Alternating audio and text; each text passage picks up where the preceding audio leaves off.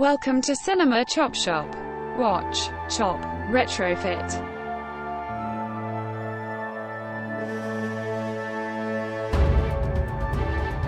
All right, so this is not really a humble brag, but to any potential burglars out there, I just changed the batteries in my motion sensing floodlights in the backyard.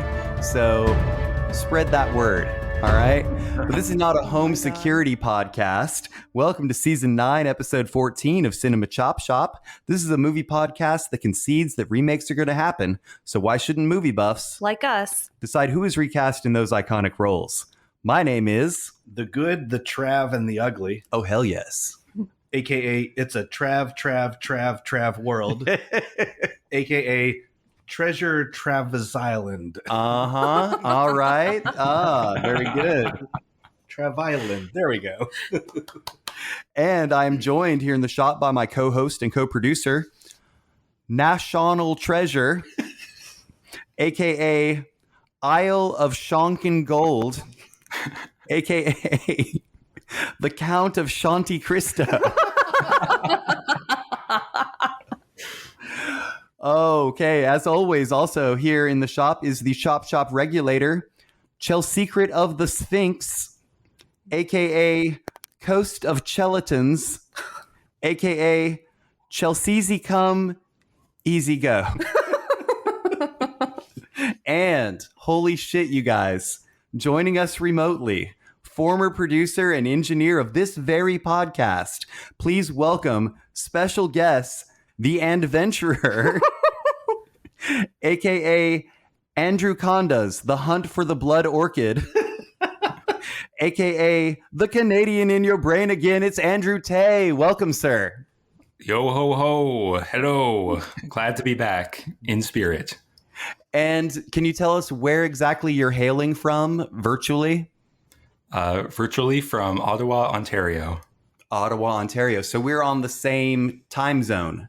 Yes. Excellent. That works out well. So for listeners who maybe haven't heard some older episodes, Andrew was one of the forefathers of the Cinema Chop Shop. I believe it was at a Hillbilly Christmas, an off-site Hillbilly Christmas at Matt and Lori's house, and it was Andrew's first Hillbilly Christmas, and he was like, "Hey man, you should start a podcast." Pretty much. That's how all these all great ideas are born. Yes, and the rest is history. With that, we're going to go ahead and do a further description of the show. The tagline says, "Watch, chop, retrofit," because essentially that's what we do here. We watch older movies, sometimes classic films with iconic actors, and then we retrofit them by tweaking the design with new parts. Quick disclaimer, we're not actually in favor of the remake, reboot, sequel-dependent cinematic culture. Keep digging. This is more of an exercise in satire and irony. We try to be funny. And sometimes we find comedy gold. All right, with that, we're going to go ahead and move it into the first segment for the evening, and that's going to be movie news. And unfortunately, this week, we do have to start it off with an RIP. Rest in peace and rest in power to Rick Aiello. Rick Aiello, who was an actor and son of Danny Aiello, has died at the age of 65.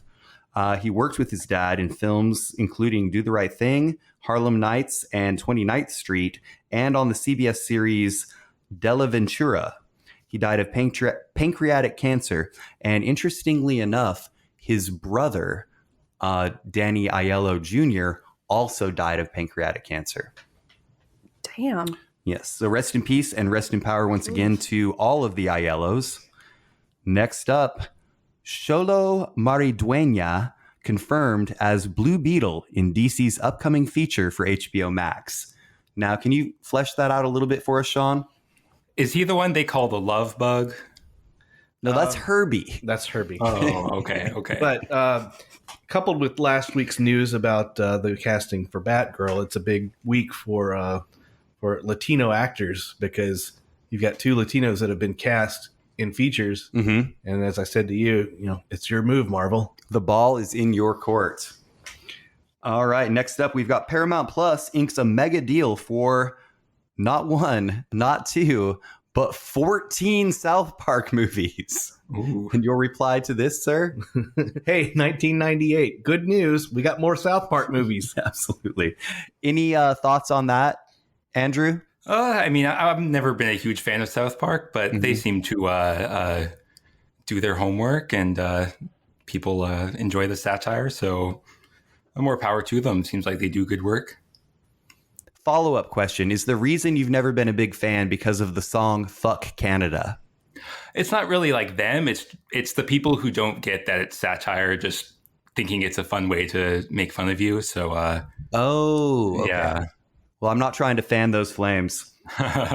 It's all good. It's all good. Next up, Brendan Fraser boards Martin Scorsese's Killers of the Flower Moon. And I'm looking forward to this film. He's also going to be in legendary comedy Brothers. So I'm assuming that's a comedy coming from Legendary Pictures, and it's called Brothers.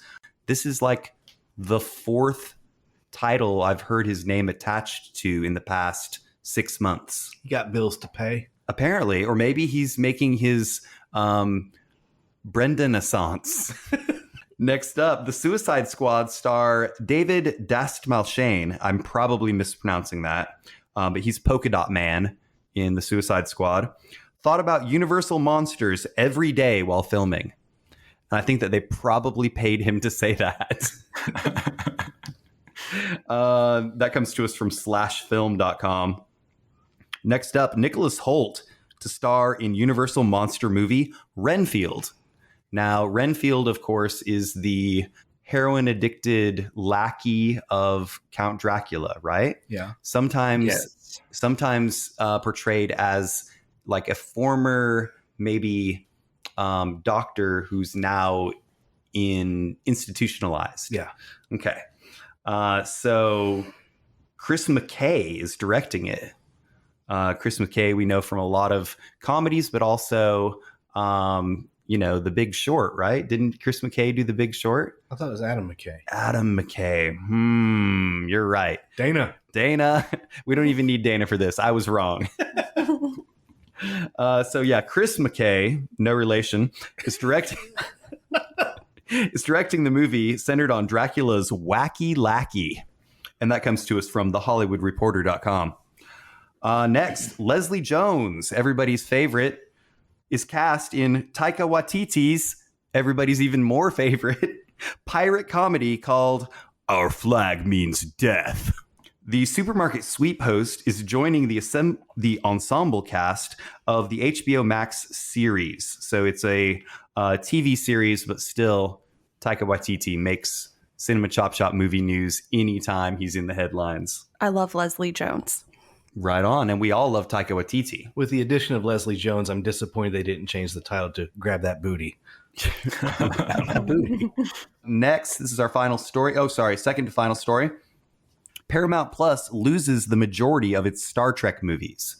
And I'm wanting to hear back from Joey Poole about this. But I can hear him crying from here. in a surprising move, Paramount Plus, which advertises as being, quote, home to all your Star Trek needs, has lost most of its Star Trek movies. And there's really, at least on this source on Comic Book Review, there's no explanation. It's still kind of murky. They're trying to figure out why this suddenly happened. Because they, in the past 6 months or so, they acquired most of the catalog and had it ready to go. And then all of a sudden it's like, boom, gone. So I bet you there's some sort of Viacom shit. There's got to be some sort of court-related injunction kind of thing. Some sort of bullshit. I was going to say I could hear Joey Poole crying from here, so it must be a pretty big holdup. The acoustics are amazing. His tears know no borders. All right, we got one more story. Speaking of bullshit, Cry Macho, the trailer for Clint Eastwood's new film, has been released, and he is back in front of the camera at 91. Eastwood directs himself as a faded rodeo star out for redemption in the drama heading to theaters and HBO Max on September 17th. Give us your thoughts, Chelsea. Why? What the fuck? Why? We don't need it. We didn't ask for it. Fucking Go to Florida Well, already. it's the long-awaited conclusion to I don't his give a fuck. Get Off My Lawn quadrilogy. I will only watch it if he rides a bull. Okay. 91-year-old. Yes. He's gonna die. He's gonna fucking die. And I would watch that. Do you guys remember the movie 8 Seconds? Hell yes. This one's called 1 Second. All right, so that's going to wrap us up on movie news for this week. And do you guys hear a phone ringing? That must mean it's time for the Department of Corrections Department with Chief Corrections Officer Dana.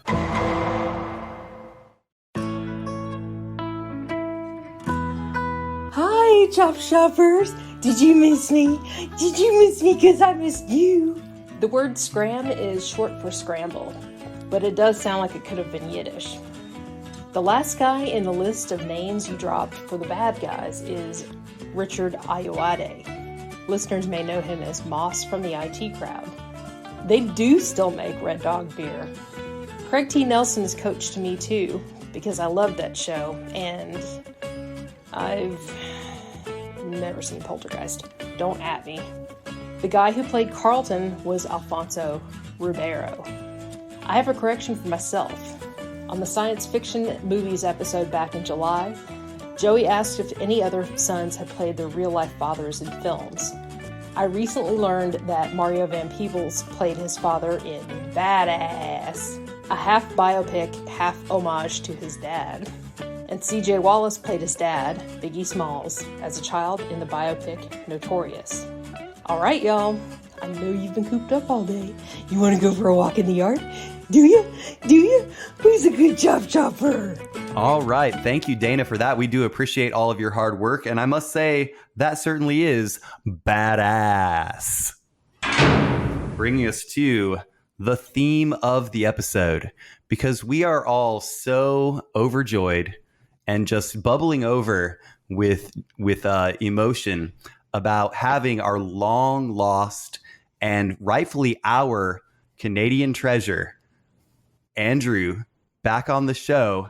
We're doing treasure hunter movies. This is kind of a subgenre of adventure films, I would say. It also gets a little bit into the mystery genre, and for the most part, by definition, there's always some sort of payoff in the film. Like, we get closure usually. Yeah.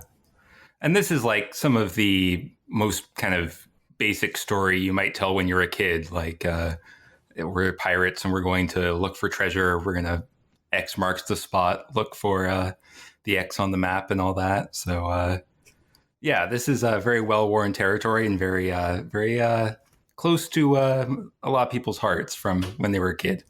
For sure. Now, Chelsea, did you have any thoughts on the genre? No. No, not at all. None. All right.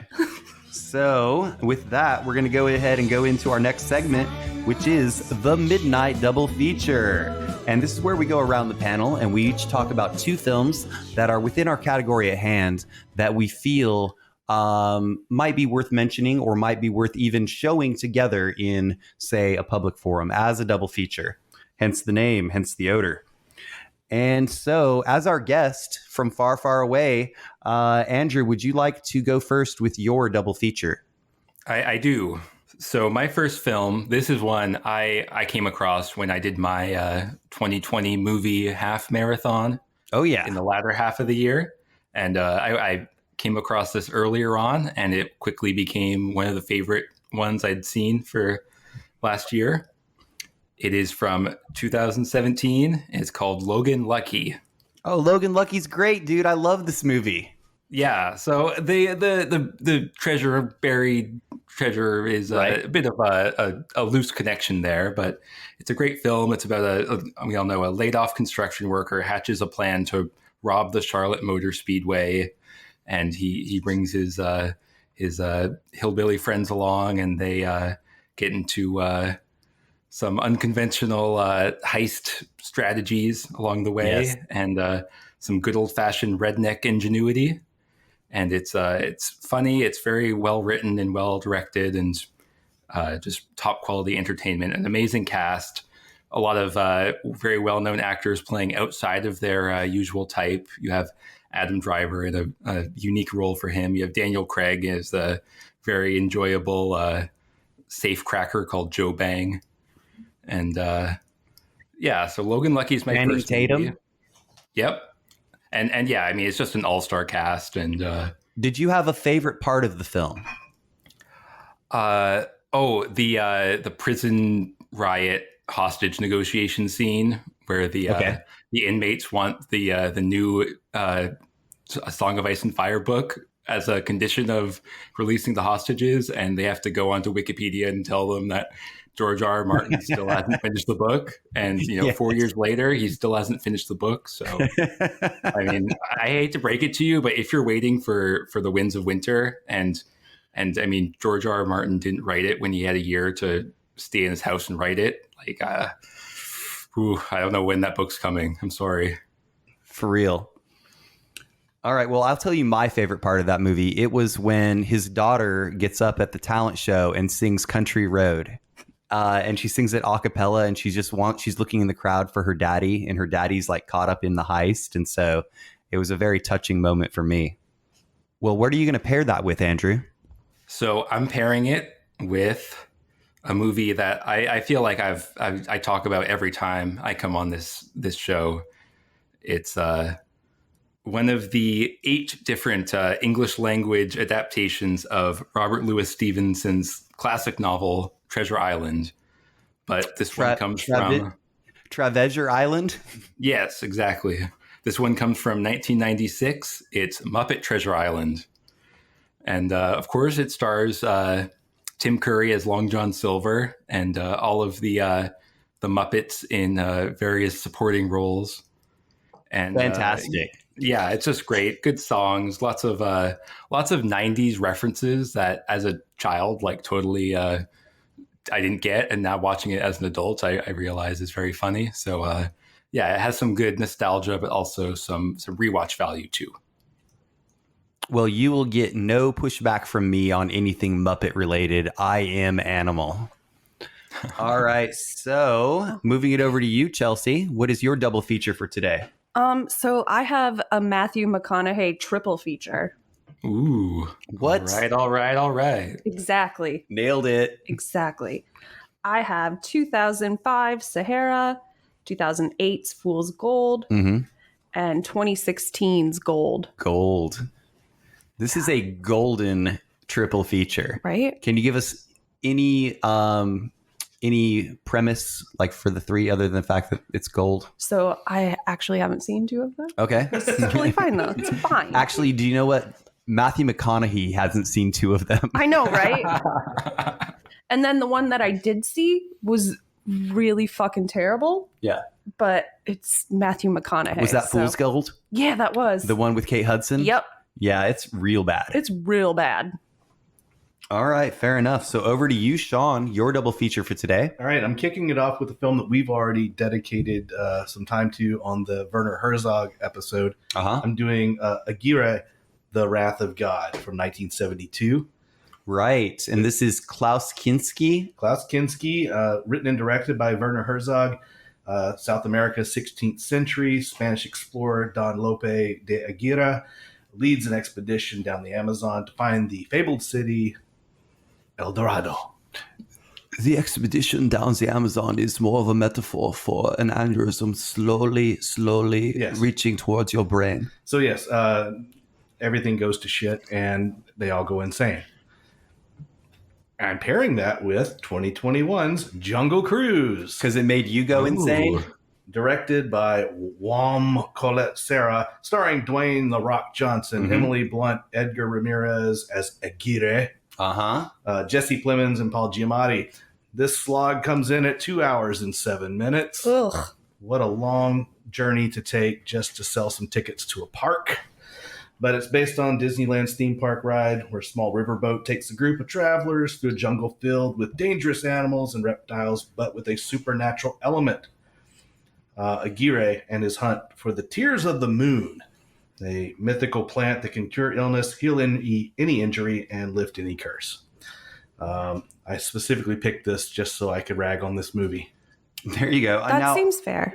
I didn't hate it as much as you led me to believe I would. I don't hate it. There are, as I said Wednesday night, there's some fun elements to it, but they did steal the entire African Queen aesthetic and the costumes, which they're not shy about that. They let everyone know that. But the plot felt like a recycled Pirates of the Caribbean movie.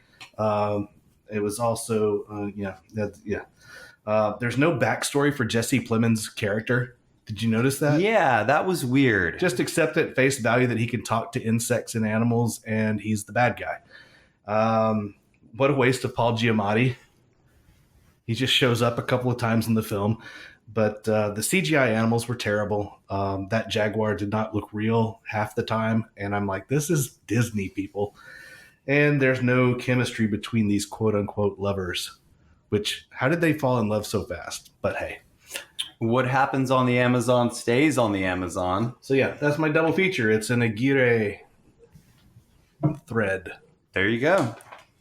All right, so I am going to pick two films that have more threads in common than I realized until I just kind of put it together maybe this morning. The first one is going to be from 1966. It was directed by the great Sergio Leone, and it has a 97% on Rotten Tomatoes. It is The Good, the Bad, and the Ugly. The Good, With the Trav. and the Ugly. In the Southwest during the Civil War, a mysterious stranger, Joe, played by Clint Eastwood, and a Mexican outlaw, Tuco, played by Eli Wallach, form an uneasy partnership. Joe turns in the bandit for the reward money, then rescues him just as he's being hanged. When Joe's shot at the noose goes awry during one escapade, a furious Tuco tries to have him murdered. The men re-team abruptly, however, to beat out a sadistic criminal and the Union Army to find $20,000 in gold that a soldier has buried in the desert. All right, so we've got gold in the desert during wartime, 3 people. I'm pairing that with 1999's Three Kings. Three Kings was directed by David O. Russell. It's got a 94% on Rotten Tomatoes. And just after the end of the Gulf War in the desert, 4 American soldiers decide to steal a cache of Saddam Hussein's hidden gold. Led by cynical Sergeant Major Archie Gates, George Clooney, 3 of the men are rescued by rebels, but Sergeant Troy Barlow, Mark Wahlberg, is captured and tortured by Iraqi intelligence. The Iraqi rebels beg for the American trio to help fight against the impending arrival of Hussein's elite guard. The men agree to fight in return for help rescuing Troy. So in both films, there is the realization on at least someone's part that there are things more important than gold. And that's my double feature. Moving it into our feature segment, which is the recast. And this is where we take a pre-selected film that we have all seen and we hypothetically recast it with a few of the main roles. And the first film that we are going to be dealing with is The Adventurers, aka Fortune in Diamonds, from 1951, directed by David MacDonald. And it has no rating on Rotten Tomatoes. A soldier journeying across South Africa after the Boer War searches for a valuable cache of diamonds he hid during the war. That sounds familiar. It sounds just like something else. Getting into all kinds of scrapes in pursuit of his fortune. So the roles that we're going to recast are Clive Hunter, played by Dennis Price, Peter Branton, played by Jack Hawkins, and Hendrik Van Thal, played by Peter Hammond, and Dominic, played by Gregory Assain. And so once again, as our guest, Andrew, would you like to go first with your picks for this film? Sure, but I kind of want to talk a little bit about how this movie came to be made. By all means.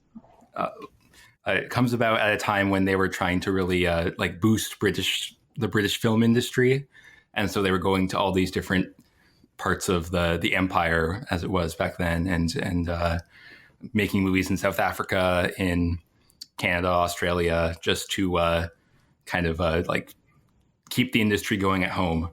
So with that in mind, I thought, like, let's shift this over a little bit, and we're going to go and set this in the Australian outback, and that's going to be clear.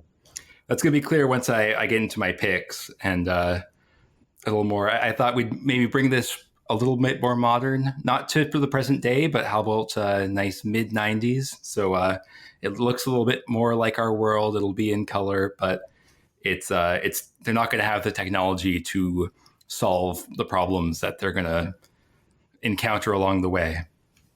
Okay. And so go ahead. I also felt this would be well suited for a comedy.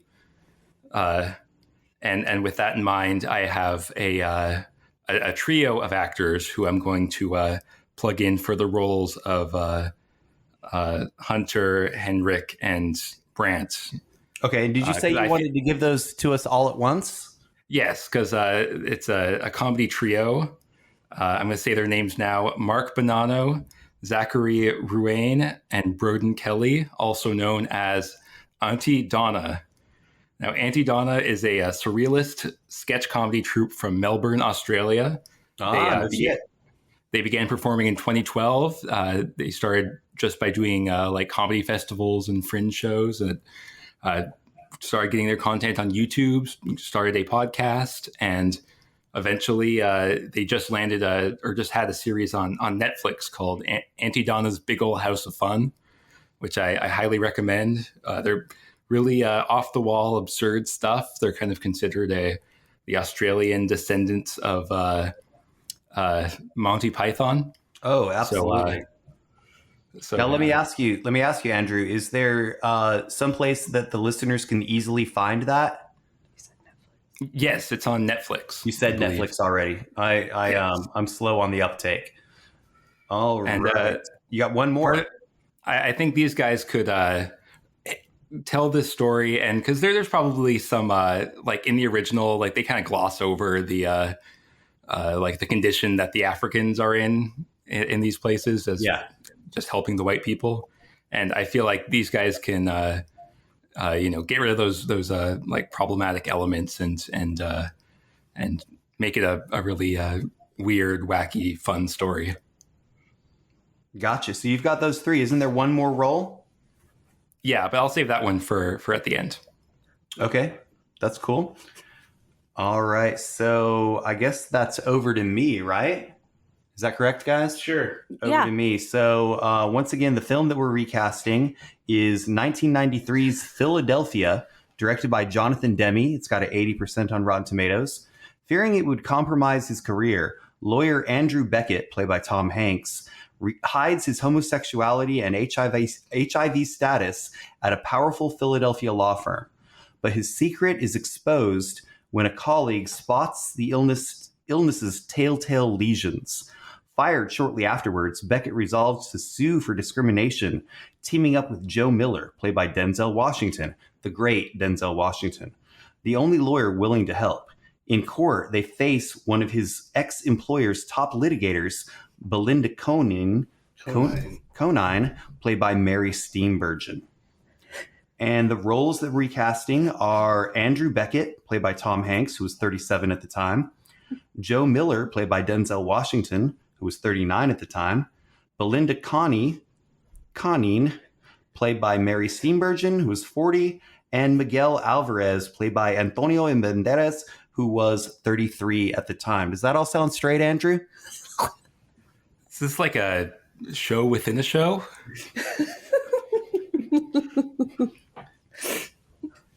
Thought we were doing the Diamonds movie. Somebody has to explain. Okay. Full disclosure. Yeah.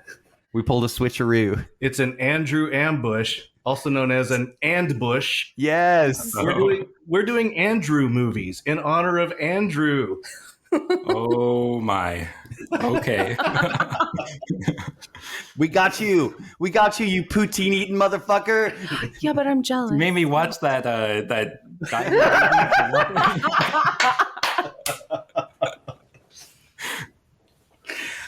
All right, so you've seen Philadelphia, though, right? No, I have Okay, not. well, you don't have to actually make any picks. You're off Okay. the hook. You're off the hook for that. But wait, I want to know who his Dominic was. Like, I'm on the edge of my seat. Yeah, who was your Dominic? Okay. My Dominic is an Australian actress named Miranda Tapsell. She's of Aboriginal Australian heritage, and because I thought that the Dominic character, as like the pub owner, he's kind of like the local. She might have been chopped before. Yeah, I think I know who you're talking about.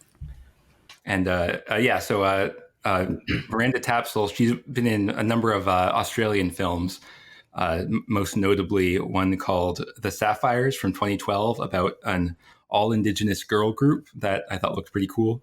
I've seen that. Good. Oh, cool. Yeah, so that's my pick for this movie that we aren't talking about anymore. Thumbs down for the diamonds, Fortune and Diamonds. Don't go looking for them. Leave those in the desert.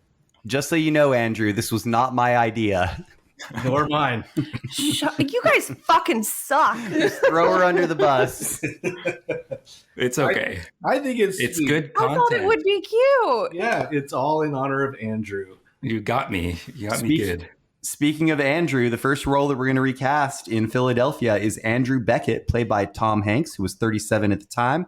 And Chelsea, who did you go with for this? Well, I threw age out the window. Mm-hmm. He might be close, though. I don't know. My actor was in Hacksaw Ridge, The Social Network, The Amazing Spider-Man. I went with Andrew Garfield. Andrew Garfield. There you go. All right. What a coincidence. I went with Andrew Garfield as well. You guys. Well, so what's the one negative thing about Philadelphia?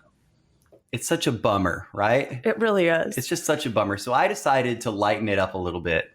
We're not only going to make it a comedy, we're going to make it a musical comedy.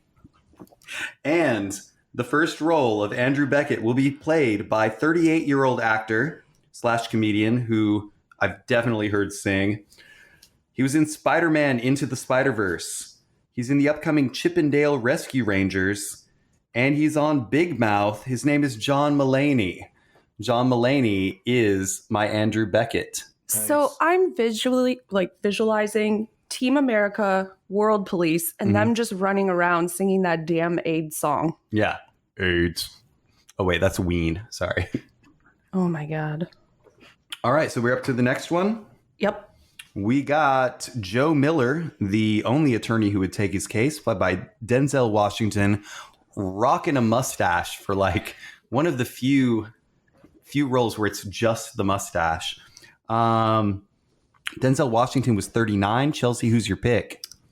Again, age is gone. He mostly does TV. He was in Fargo, Hell on Wheels, Arrow, iZombie. I went with Andy Yu. Andy Yu. Yeah, everybody knows him. I see what you're doing there. Any thoughts so far, Andrew? Some good picks, some very Right? good first names there for sure. Some good names. So far, Chelsea's winning. All right. I have to redeem myself. I went with a 39-year-old actor. He was in Big Hero 6, The Other Guys, Dance Flick, and Let's Be Cops. I went with Damon Wayans Jr. Oh, hell yeah. No, that's a good pick. I definitely thought about that. And you're leaning a little bit comedic there, too. My actor was on New Girl with Damon Wayans Jr. He's also in Bloodshot, Desperados, plural, How It Ends.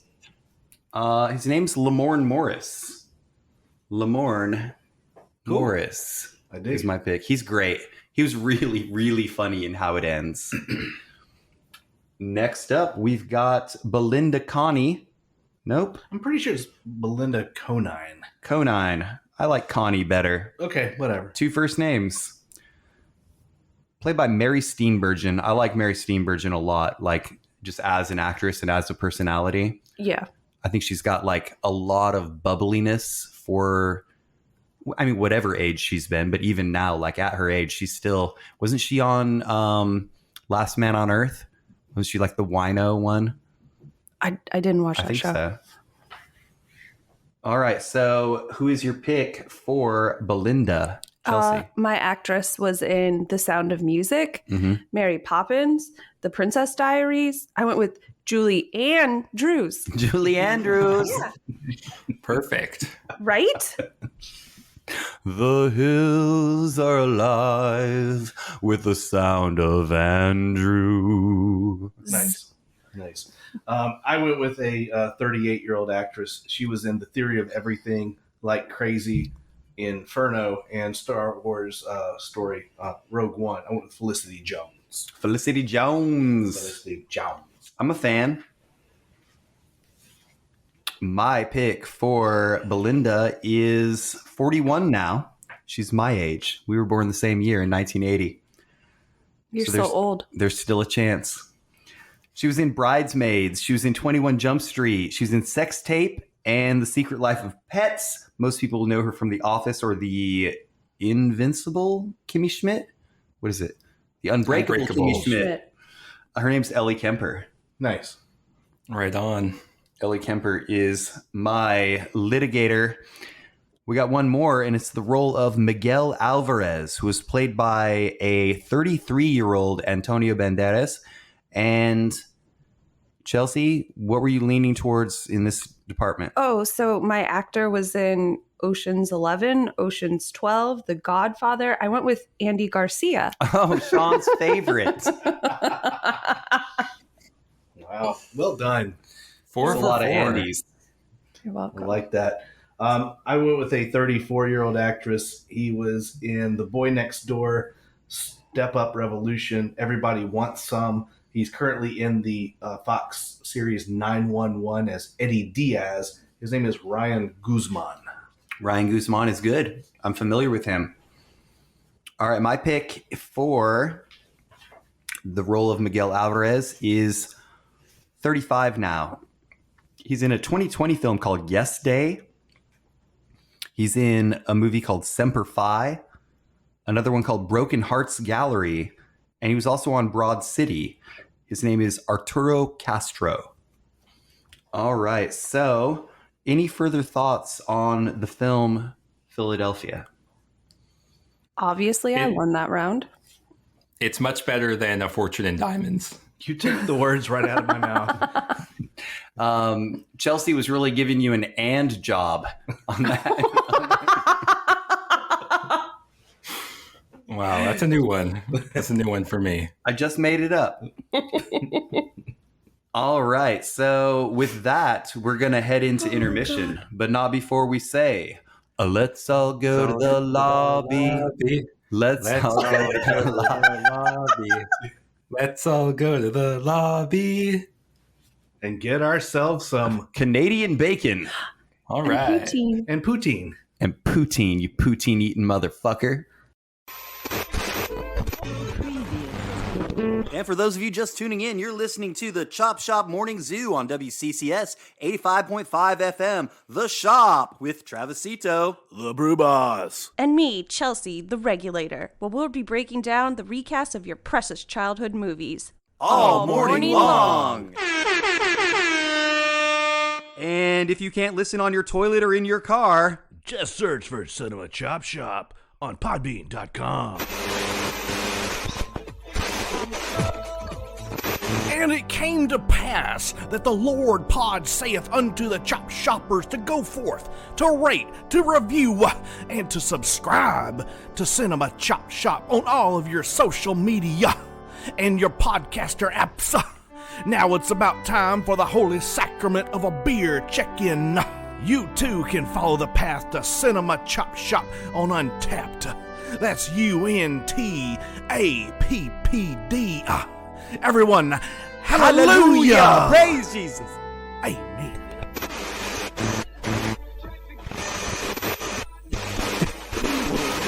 Well, hello there, all you naughty chop shoppers. So, you like to listen? Oh, you're bad. Wouldn't you also love to see all of our hot pictures and posts on our very own social media? Just search for Cinema Chop Shop on Facebook, Twitter, and Instagram if you think you can handle it. This weekend on CCS Wrestling. Woo! If you miss this event, you suck. Woo! It'll be the ultimate recasting extravaganza you have ever seen between the challenger Trontastic Ron. I'm gonna rip his face off. Woo! and the defending champ. Little Thanos, you ain't got nothing, brother. I can't stop saying woo! It's an actual medical condition. So if you've got a problem with that, we'll see you in Gmail, where you can send us comments, corrections, concerns, and complaints. That's cinemachopshop@gmail.com.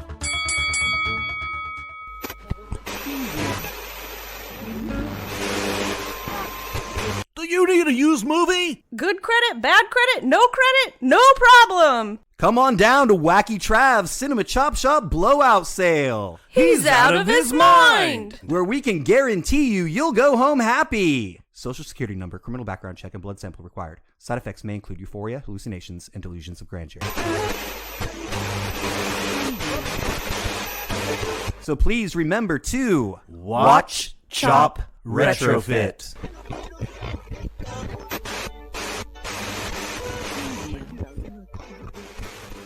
All right, welcome back, Chop Shoppers. Thank you for bearing with us during the intermission.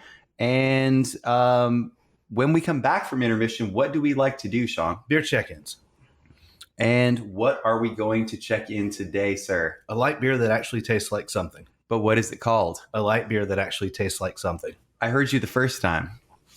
It's from Seminar Brewing. Seminarbrewing.com. And this is a light IPA that is double dry hopped, and it's 4.2% alcohol, and 12-ounce serving carries about 100 calories. So it is truly a light beer. And it's quite tasty. I agree. As the adage goes, I could really drink one of these after mowing the lawn. Yeah, totally. All right, well, while we enjoy that, let's get into our next segment, which is the 2021 Movie Marathon. And as of this day of recording, it is the 216th day of the year. And I'm on 203. I'm on 255. 291. Suck it, bitches. Wow.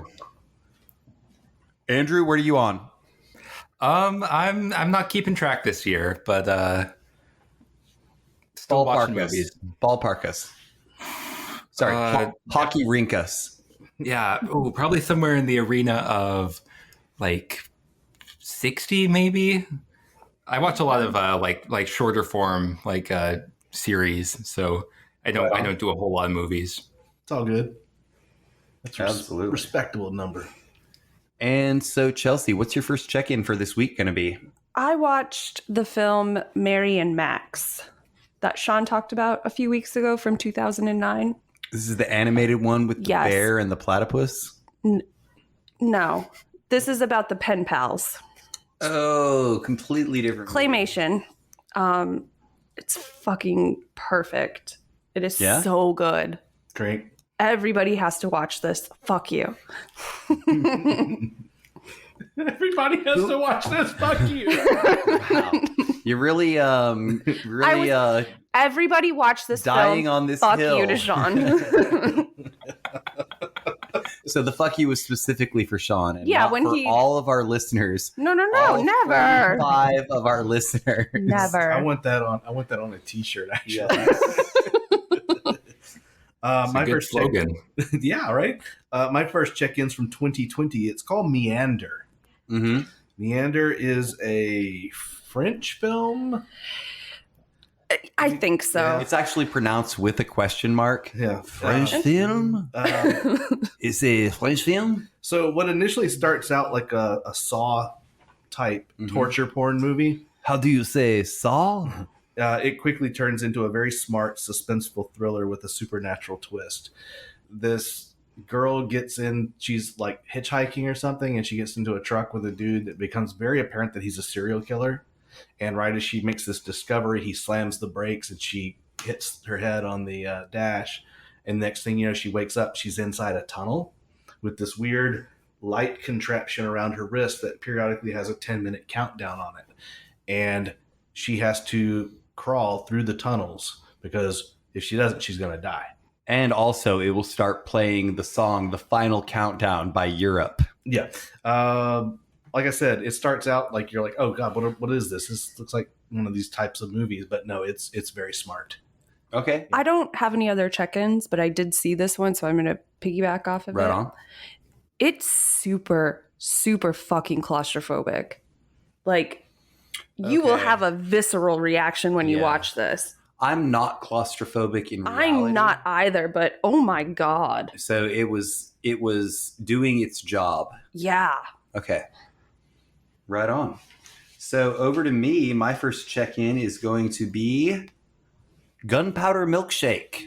Gunpowder Milkshake. You guys have both seen this, right? Haven't seen it, read some nasty reviews about it. Did you see it? I haven't seen it yet. Oh, I thought you recommended it to me. No, I did not. All right, so Gunpowder Milkshake. There were definitely parts that I loved, and the casting was solid. You've got Karen Gillan and also Cersei Lannister, whose real name is Cersei Lannister. Yeah. Lena Headley? Something Lena like that. Headley. Very good. Thanks, Andrew. Something just didn't quite resonate with me, though. That's pretty much what I had heard. Yeah. I mean, the ingredients are there. They just didn't quite mix them right. Gotcha. Since Chelsea said that she's not checking any in, I watched a movie called Act Naturally. This is from 2011, and the movie should have taken the title as Direction because it was stilted and the dialogue was very awkward. And but I do appreciate any independent film that tries to do something. And this was about two estranged stepsisters who inherit their father's naturalist resort. Okay. So it's a nudist. Naturalist, not naturist. It's nudist. So naturist is nudist. So- Naturalist is a biological field. So They are naturists, not naturists. naturalists. Naturists. Get it straight, dude. You don't want to roll up into a nudist colony and call them naturalists. But Trust me. And how do you know? I was about to say you're speaking from experience, obviously. I have all the experience. But I know that Travis, you'll like this because the booby count is quite high in this movie. But and they do show a lot of respect for the nudist lifestyle. However, it's just a bad movie. Just a bad movie. Yeah. All right, over to me. My next check-in is going to be Hitman's Wife's Bodyguard from 2021. This is the long-awaited sequel to The Hitman's Bodyguard. Salma Hayek is the missing ingredient that makes this a superior sequel. As soon as she enters the film, it's a non-stop thrill ride. And the first one was okay, but it was just okay. Speaking of boobies, this one's good. And also nobody gives a fuck. Like they're just laying it all out there. It's her, it's Samuel L. Jackson, and one of the Chris's. Okay. Chris Tucker? No. Chris Rock? Yeah, one of those Chris Chris's. Pratt? No, it's the two guys, a girl, and a pizza place guy. Ryan Reynolds. He's not even a Chris. Wow. Okay. That's amazing. Since I don't have a check-in, I just, you're talking about boobies a lot. Yeah. Mhm. And I've recently read an article about how the COVID vaccine is supposed to make your boobs bigger. And? It doesn't. I'm pissed. Even with the double D dose? Yeah. No. Nothing happened. All right. So my next check-in, Werewolves Within. Werewolves Without? Yeah. Joey Poole checked this in, so he's on board for this movie. I know. It is a legitimately funny comedy horror type movie. All the characters, top to bottom, are well done, quirky characters. It stars Milana Weintraub. Oh, yes. The AT&T girl. Yes. And she's really good in it. And she gets... So this is a feature film for her. Uh-huh. Mm-hmm. And it's based on a video game. I don't know. I don't know where the origin is. But I don't know the video game Werewolves Within, but supposedly that's what it's based on. It's a Ubisoft film. and it's funny. It's worth watching because the characters, if you like character comedy, like really oddly written characters, it kind of reminded me of like Northern Exposure a little bit. Yeah. Just everybody had their thing, and every actor nailed their Well, thing. I think that's where the hook was, because we were trying to watch This Is the End. This is how it ends. This is how it ends. Sorry. Or how it ends. How it What do ends, you mean whatever. trying to watch it? It didn't hook you immediately? No, we just searched it wrong. But May within the first, like 10 minutes we were in, and we were like, I don't think this is right. But kept watching and loved it. Video game question. You were talking about wolves and video games. Is Wolfenstein a thing? It's a thing. Is that a video game? Yes. Ha ha! Points for the noob. I have one more, right? It's my turn. Mm-hmm. I've got The Suicide Squad. It just came out last night, right? Yep. And I watched it last night right after Jungle Cruise. It was a nice palate cleanser. Leaps and bounds better than the first attempt. Better than most DC stuff in the past decade. Great soundtrack. And that's all I'm going to say. I'm revealing nothing. Except I already said there is a polka dot man. And it's a variety. Think like Guardians, but more diverse. I was actually going to check in Guardians of the Galaxy because I actually saw that for the first time this week. No shit. Yeah. I actually I'm a late adopter of the Marvel films, but I watched Loki and thought it was really well done. And I'm really impressed by how Disney really is getting very talented people to make all these films and series. So let's go back to phase 1 and work my way through all the MCU. I really appreciated how Disney Plus, at least with that series, took a real low-key approach. All right, so that's going to wrap us up on the 2021 movie marathon for this week, right? We will trudge on and try to reach that goal. You guys are more likely to get there first than I am, but once again, I will proclaim I will see 365 movies by New Year's Eve. Next up, it's the second part of our feature segment, The Recast Continued. Part 2. Another chest of gold. Still digging. And the film, it's another Andrew movie. Oh my goodness. What? This movie stars Andrew McCarthy, and it's called Mannequin from 1987. It was directed by Michael Gottlieb, and it's only got a 22% on Rotten Tomatoes. That's a fucking crime. I think it should be a little bit better. I think that we're at least in the 50-50 range. I think we're in like the 90s. No, 50-50. Shut the fuck up. It was the Nobody 80s, cares. Chelsea. It was the 80s. I wouldn't know. So Jonathan Switcher, played by Andrew McCarthy, an unemployed artist, finds a job as an assistant window dresser for a department store. When Jonathan happens upon a beautiful mannequin he previously designed, she springs to life and introduces herself as Emmy, played by Kim Cattrall, an Egyptian under an ancient spell. Yeah, right. Despite interference from the store's devious manager, played by James Spader, Jonathan and his mannequin fall in love while creating eye-catching window displays to keep the struggling store in business. Meanwhile, that mall is now a parking garage. Yeah. Andrew, have you seen Mannequin? I have not. You're familiar with the premise, though, even before I just described it? Do mannequins turn you on? I gotta go with no on that one. No. It's probably because of the lack of genitalia. It's just smooth, like a Barbie doll. General, no, very few features. No nipples. Too smooth, yeah.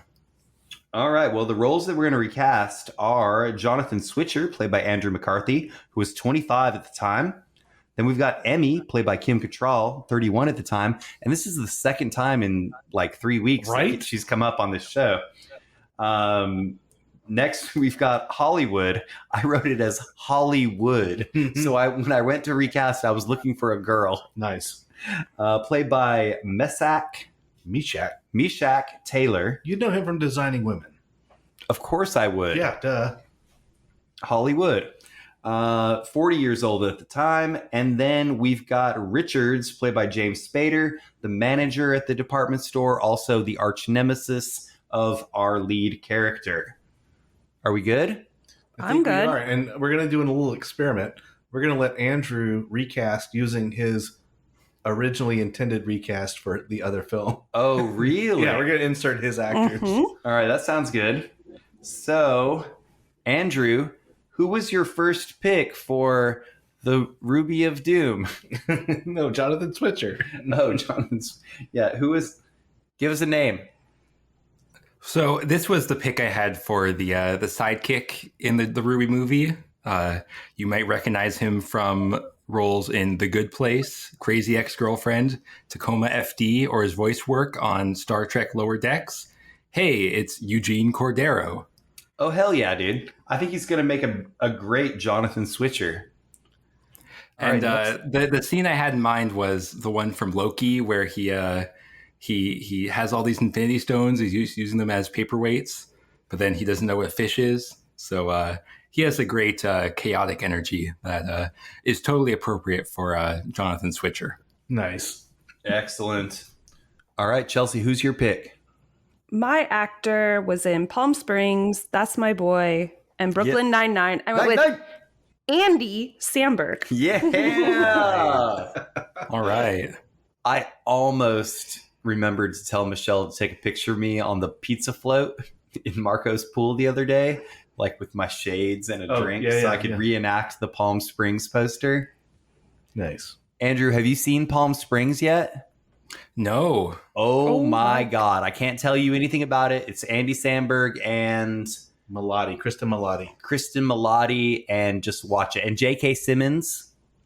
Okay. Have to watch it. You have to watch it like tonight. Will do. Tell me you're going to watch it tonight. I'm going to watch it as soon as I'm done recording. Excellent. All right. So, Sean, who's your pick for Jonathan Switcher? All right. So, Andrew McCarthy, he always looks like he just received an obscenely high electric bill. What? Like, this isn't my electric bill. He always looks like that. It's just like, whoa. Yeah. Wrong guy. A lot of bulging eyes and double takes. So I went with an actor who kind of embodies that same kind of feeling. He was in Don't Breathe, Let Me In, Prisoners, and 13 Reasons Why. I went with Dylan Minnette. Dylan Minnette is the right age. I saw him on some lists. There was 13 reasons why I didn't pick him, though, and one of them is because I had no theme for this. I just went with heavy hitters. Okay. All right. Ooh. These are actors who are at the height of their powers. So my pick is 25 now as well. He was in Doolittle. He was in Chaos Walking, Cherry, and the Spider-Man franchise. His name is Thomas Hollande. Of course. A.K.A. Tom Holland. Of course, yes. Very nice. Next up, we've got the role of Emmy, the now anthropomorphized mannequin. She has all of her features when she's in living Kim Cattrall form. Kim Cattrall was 31. And Andrew, do you have something to throw out for this one? Oh, yeah.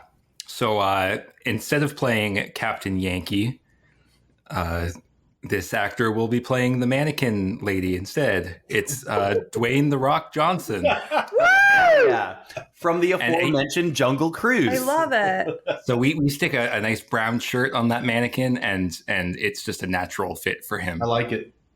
I love it. Sean, you're up. No, I'm up. I apologize. Chelsea, you're up. My actress was in That's My Boy. Mm-hmm. Andy Sandler. No, but you would see her on ESPN. I went with Erin Andrews. Oh, Erin Andrews. Nice. Mm-hmm. Very good. Okay. Sean, are you ready? Yeah. All right, go for it. You know, Kim Cattrall always looks like she's got way more experience sexually than anyone else in the room. And so I wanted an actress who kind of had that knowing look about her. Mm-hmm. And so she was in Ready or Not, Guns Akimbo, Bill and Ted Face the Music. I went with Samara Weaving. Samara Weaving is a good pick. It's It's kind of a face value pick, as is mine. My actress is 31 now.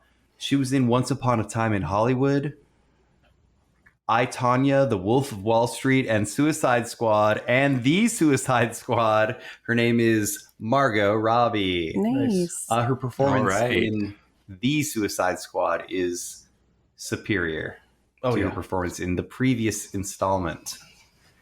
She's a heavy hitter for sure.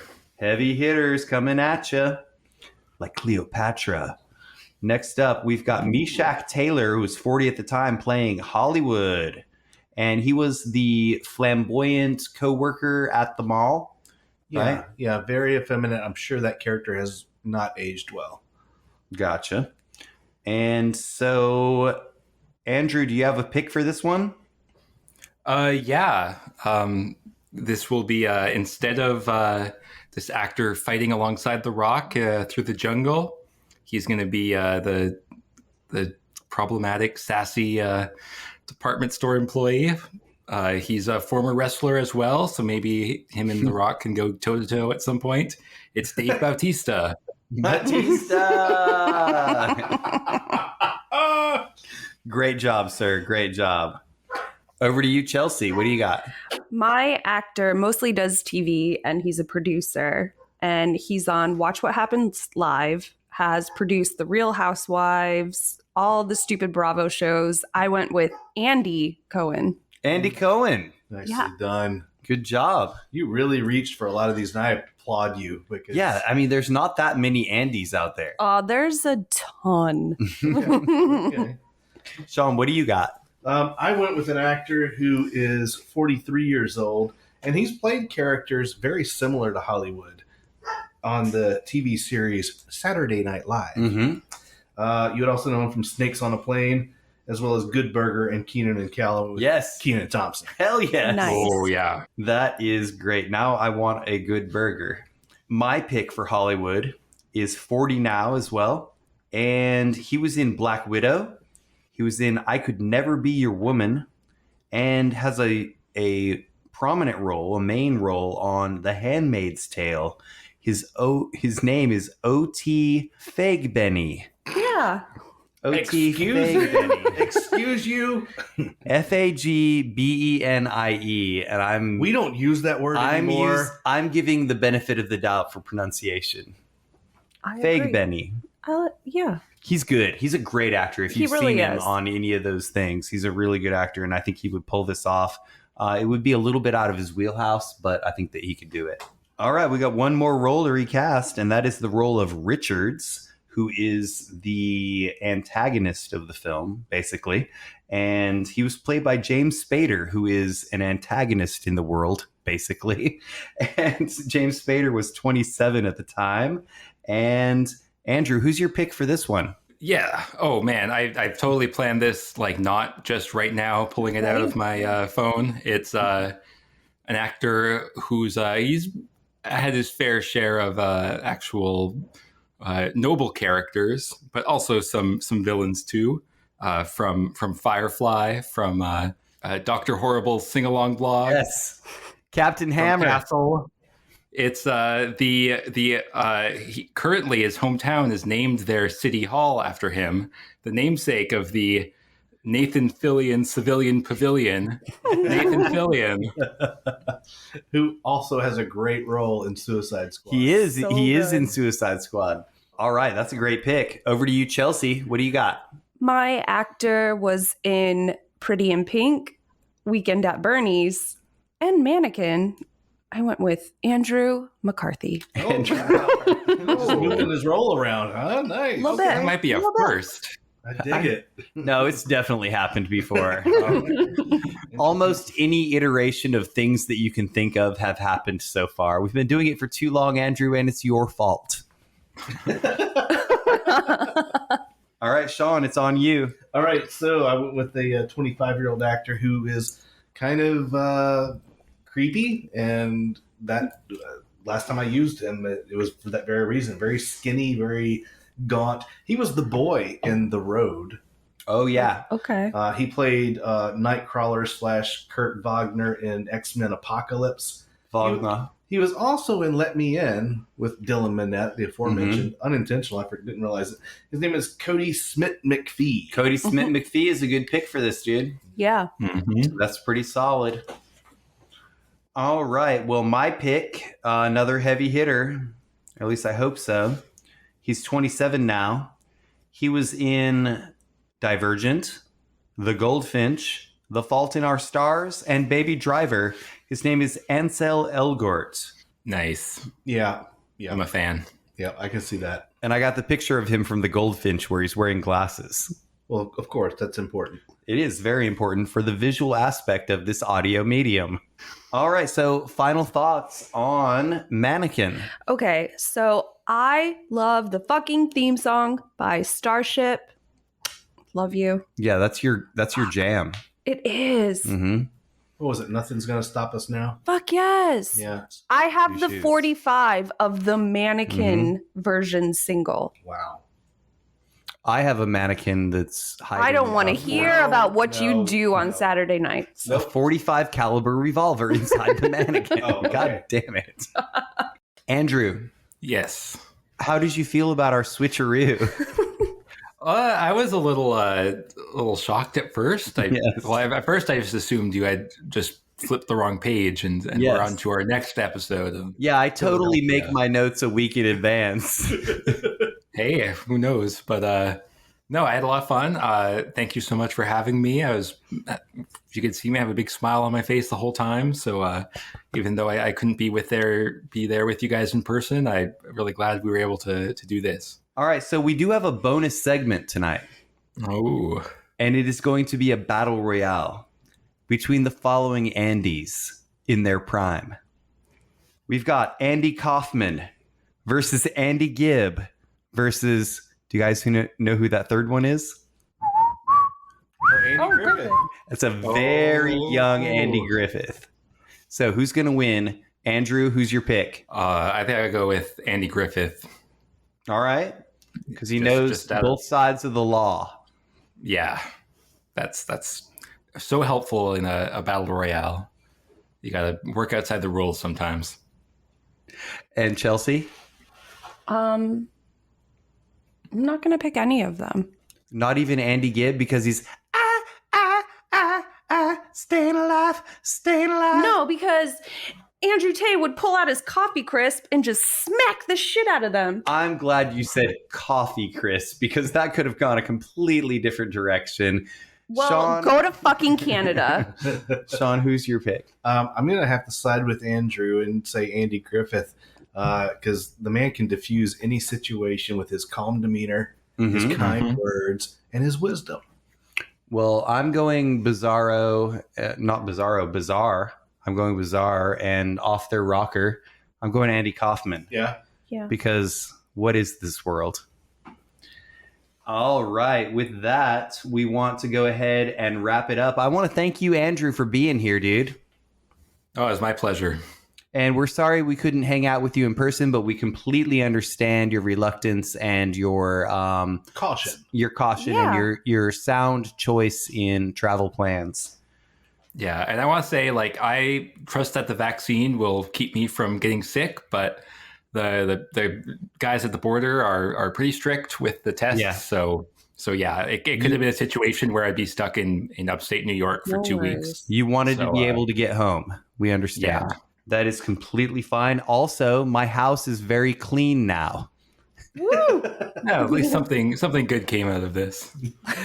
Also, I want to thank Besides this podcast. besides the podcast. This is gold, dude. It's treasure. It's treasure hunting. I want to thank the regulator, Chelsea. Anything you want to plug? Trivia. Trivia is back for week 12 this coming Wednesday, and then we will have a 2-week break. We'll be back after that for season 10 on September 1st. Nice. And also the engineer, my co-host and co-producer. Anything you want to plug, sir?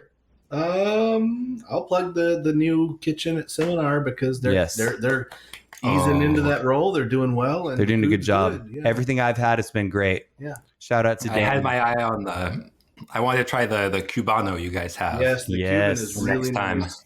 Do you know what next week's episode is, Sean? Is it already a watch party? It's a watch party, dude. Oh my.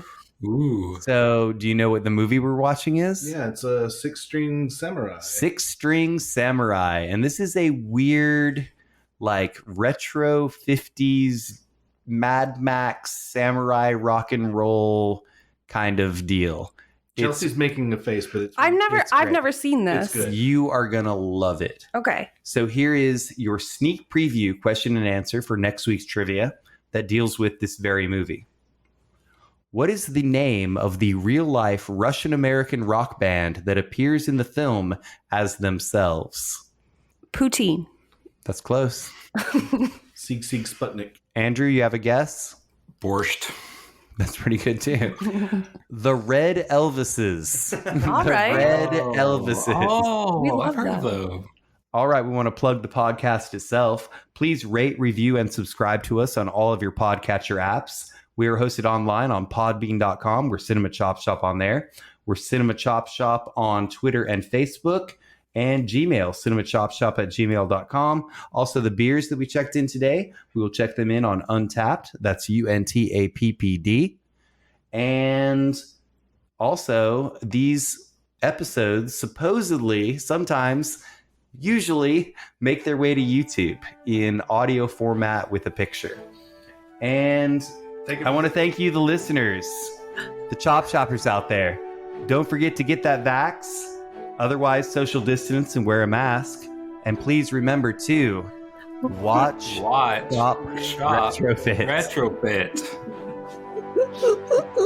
There's definitely an audio delay, and Sean's going to have to dub in a previous... No, please leave those in.